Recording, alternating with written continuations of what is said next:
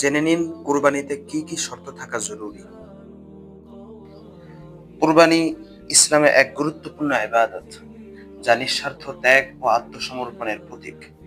এই ইবাদত পূর্ণাঙ্গভাবে আদায়ের জন্য কুরবানির পশুতে কিছু নির্দিষ্ট শর্ত থাকা জরুরি। সংক্ষেপে তা হলো: ১.